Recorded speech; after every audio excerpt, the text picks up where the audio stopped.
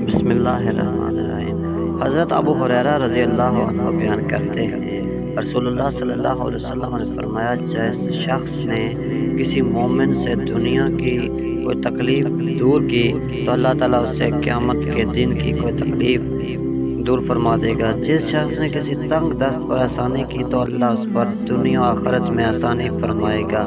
جس شخص نے کسی مسلمان کی عیب پوشی کی تو اللہ تعالیٰ اس کی دنیا و آخرت میں عیب پوشی فرمائے گا۔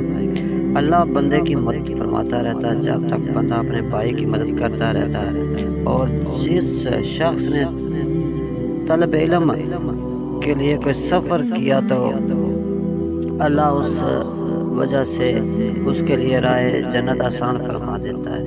اور جب کچھ لوگ اللہ کے کسی گھر میں اکٹھے ہو کر اللہ کی کتاب کی تلاوت کرتے ہیں اور آپس میں پڑھتے پڑھاتے ہیں تو اس پر سکینت نازل ہوتی ہے، رحمت انہیں ڈھانپ لیتی ہے، فرشتے انہیں گھیر لیتے ہیں، اور اللہ اپنے پاس فرشتوں اور ان کا تذکرہ فرماتا ہے۔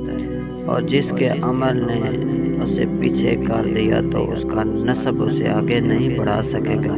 رواہ مسلم۔